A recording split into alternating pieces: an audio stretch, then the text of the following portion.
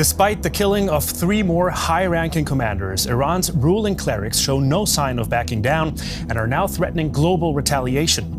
U.S. President Donald Trump, meanwhile, is turning up the pressure on NATO and demanding that his allied nations introduce and provide naval escorts for oil tankers moving through the Strait of Hormuz. But Europe is dragging its feet. At the same time, the island of Kark is coming into the crosshairs of U.S. forces. Most of Iran's oil exports pass through this hub, and any strike on its facilities would hit the country hard. A trump card for Trump? That's still unclear.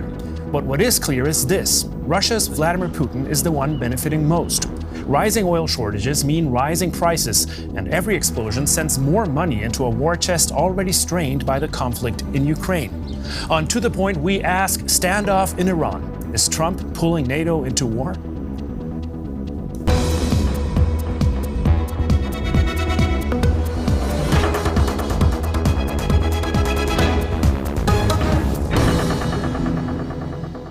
Welcome to this week's To The Point. I'm Javier Arguedas. It's good to have you with us. Let's meet today's guests. Robert Chatterjee is a journalist and Middle East expert based in Berlin. He is the deputy editor-in-chief of Zenith magazine. Thorsten Benner is the co-founder and director of the Global Public Policy Institute here in Berlin.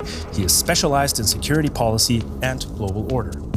And Christina Kausch is the Deputy Managing Director of the German Marshall Fund of the United States, joining us from Madrid. To all of you, welcome and thank you for being with us today. Robert, I'd like to start with you. This last week has seen the biggest escalation in the Middle East since the beginning of the Iran war, with the killing of 3 other senior Iranian officials, the bombing of Kark Island, and the U.S. sending Marines into the region. Was this scale of the conflict foreseeable? It was foreseeable because it was always clear that Iran would use the Strait of Hormuz as its biggest geostrategic leverage, and a lot of people have warned for good reasons about that scenario, including the Gulf states, who are bearing now the brunt of this war. And so far, there's no surprise at all, either for the war itself or its economic repercussions on a global stage. And despite that, Christina, over to you in Madrid. We've heard Donald Trump say once again that the war in Iran is a short one and that it's almost over. How deeply involved is the United States right now? Well, Donald Trump has been shifting its war aims and therefore also the projected scope of the war in the tact of minutes. So right now, oscillating from regime change towards annihilation of Iranian capacities. And right now, I think the focus is on 2 fronts. One is to diminish and to destroy as much as possible Iranian missile capacity and aggressive capacity, and at the same time reopening, and that's a very clear focus right now, a narrowed focus, reopening the Strait of Hormuz. I mean, some boats pass through, but not Western ones. So given the very, very strong impact on the global economy that is growing exponentially the longer this standoff lasts, this is, I think, right now the main focus. And it's a focus that the U.S. doesn't want to go alone on, apparently, but we've also heard shifting voices from the U.S. president lashing out at his allies, Thorsten, including NATO, for refusing to take direct action. Europe so far is hesitating. How do you explain that hesitation? Well, simple to explain. No European ally was consulted on this war. This war is conducted by the US in a catastrophic fashion. We talked about the unclear war aims, the failure to foresee the consequences for the global economy and how Iran would retaliate, while Israel is happy to bomb a regime that threatens its annihilation. So NATO is a defense alliance. It's not an alliance where allies join in a war of aggression against Iran. So that no ally is super trigger happy to get on board whatever the mission would be. Although we all have an interest in stabilizing things, I think the German chancellor has said very directly, we have an interest in this ending. We have no stakes in the Iranian regime surviving, but we need a diplomatic solution to the Strait of Hormuz. There is no military solution. So that's the position of most European allies right now, and I think it's a fairly sensible position. Of course, with potential retaliation on the part of the US president, but that's to be expected. Yeah, we'll certainly delve into that later on. At first, would like to take a closer look at what's at stake. You spoke about a catastrophic conduction of the war. The confrontation between the United States and Iran has certainly entered a new and dangerous phase.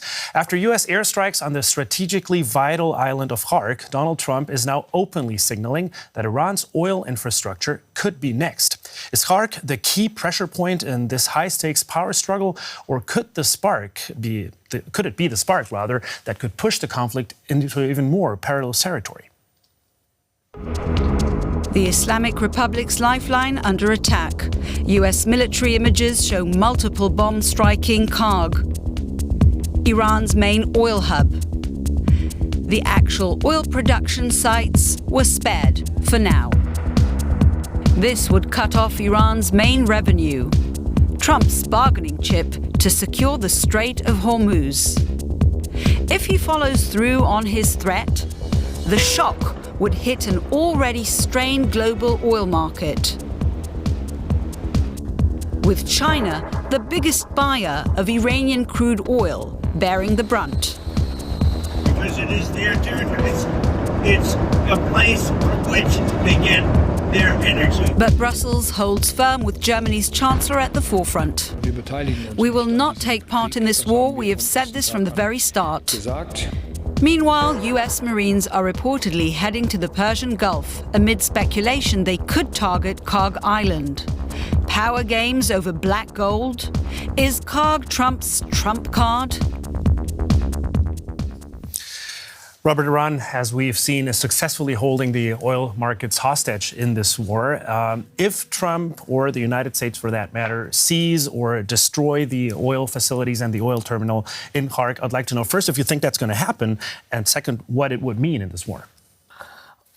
Depending on how you look at it, you could also say that the US and Israel are holding the oil markets hostage. Now, this, of course, would be an escalation, but we already seen the escalation on the ground, because the Israelis, they bombed the South Pass field, the biggest oil field in the world that is shared by Iran and Qatar. The Iranians answered in kind and attacked the Yanbu port, which is on the Red Sea, and it's a choke point for oil from all the Gulf countries into Europe. So we already see the escalation, but also the escalation being matched. So this begs the question, what would be the next escalation step? Because we already seen this escalation cycle play out right now.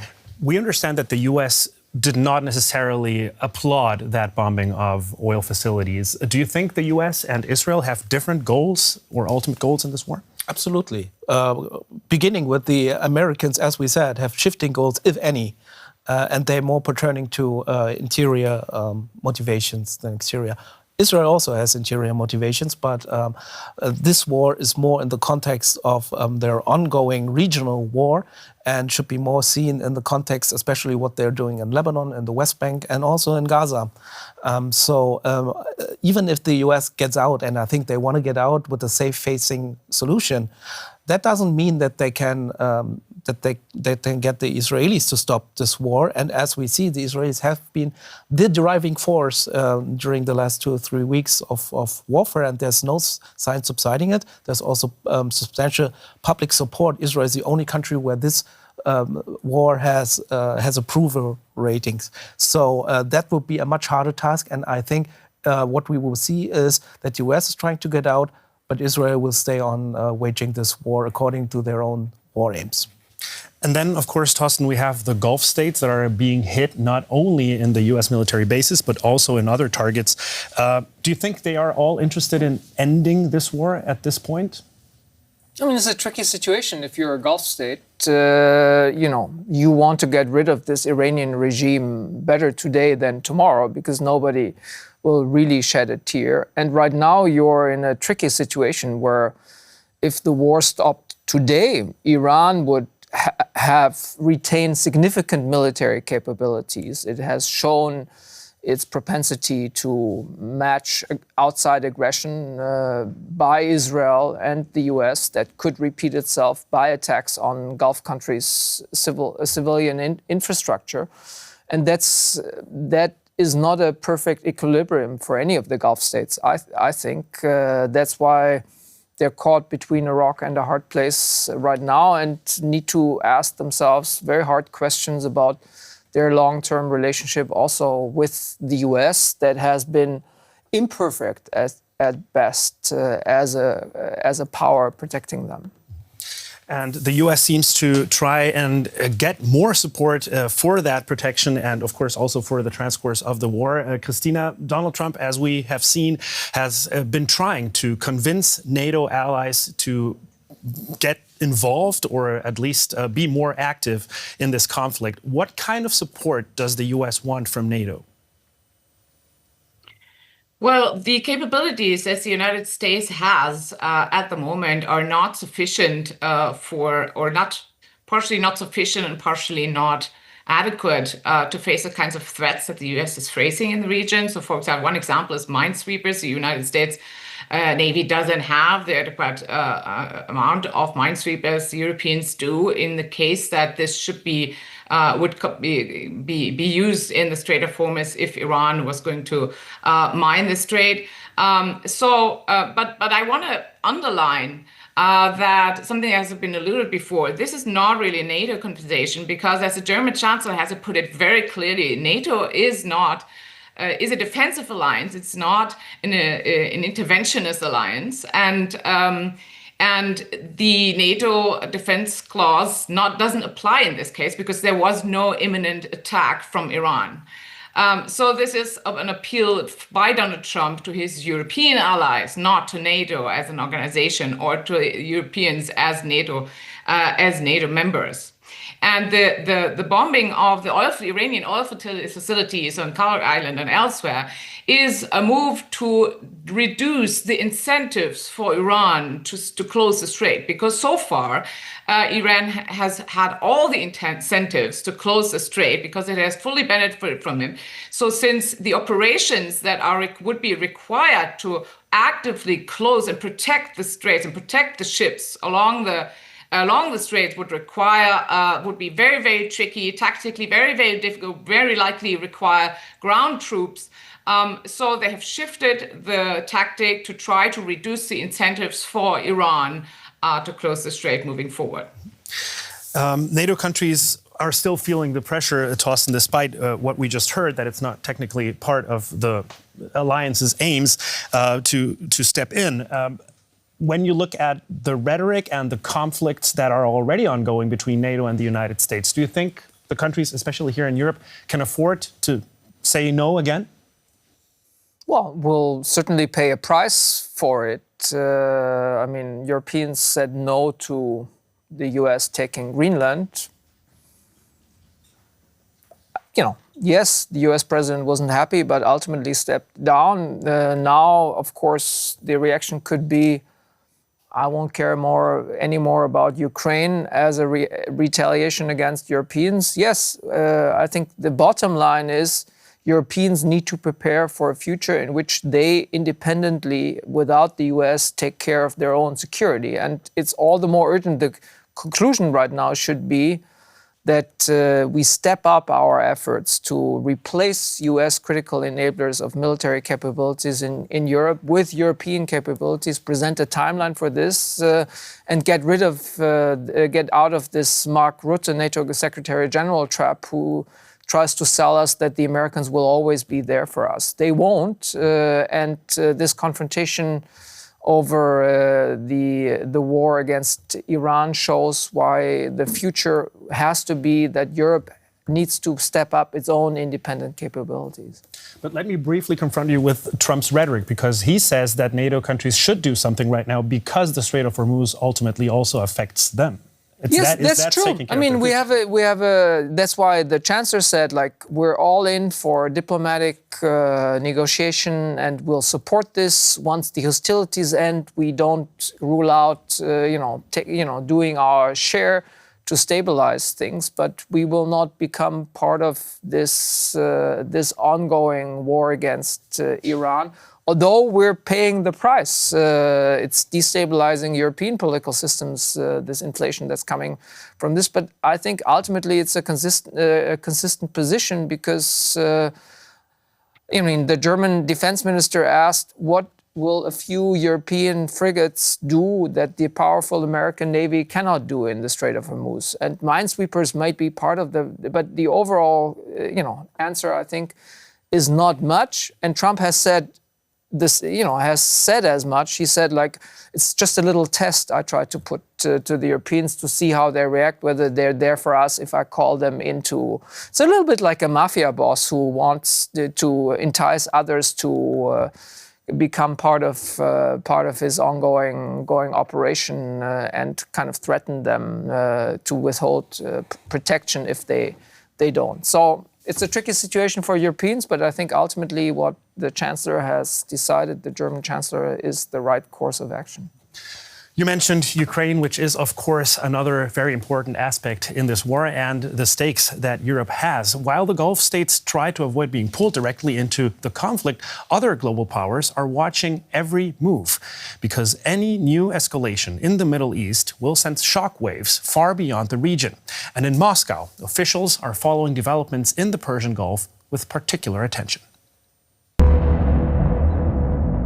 The Russian president is boasting about his war gains. To emphasize, Russia is, I'll say it again, a reliable energy supplier. That's always been the case. We'll certainly continue to supply oil and gas to countries that are reliable partners. Russia has been under heavy financial strain from sanctions and the cost of its war. But now the rise in oil prices gives Moscow some breathing room and money. With US sanctions partly lifted, Russia can now finally sell its crude oil already at sea. More money for Moscow to wage war in Ukraine, a bitter pill for the EU. It's vital that we continue to focus on supporting Ukraine. We cannot allow the war in the Gulf to turn into a windfall for Putin. Europe is paying twice in soaring energy costs and billions to aid Kyiv, even as Russia is regaining momentum. There's a risk of Ukraine being sidelined. The question now, is the war in Iran helping finance the next Russian offensive? Robert, Russia is supposed to be Iran's #1 international ally. What do you make of Russia's reaction so far in this war? Well, there's a pragmatical side to it that both sides kind of need each other, but they also need their own resources. And then there is the nature of this relationship, which is not as clear-cut as it may seem, because Russia is a very nationalistic, xenophobic state. As Iran is also a very nationalistic state that applies a very anti-imperialistic rhetoric and logic. So this was always a fraught relationship that is not based on common values or anything like that. Of course, on the short term, oil money is cash money. That you can spend easily to stop gaps. But I think it's a bit more complicated for Russia, especially with the Gulf region, as Moscow has built good relationships with especially the United Arab Emirates. Russian oligarchs, they need Dubai. They have a lot of money there. They're not happy, for example, when their Chechen military leaders call for help for Iran and a step up on the attacks on the Gulf, because the Emirates actually share the same transactional values. They don't want to be told by the West with whom they are making deals. They played a pivotal role in circumvention sanctions and allowing the shadow fleet of Russian oil and money to keep this regime and war alive. So there are conflicts of interest for Russia. I think it's not that simple that you just get a cash injection and you're a winner of the situation. The reality is there are no winners in this war. Every day the looting just gets worse. So even Putin, he might benefit from it, but I don't think that there's a really strategic edge to it.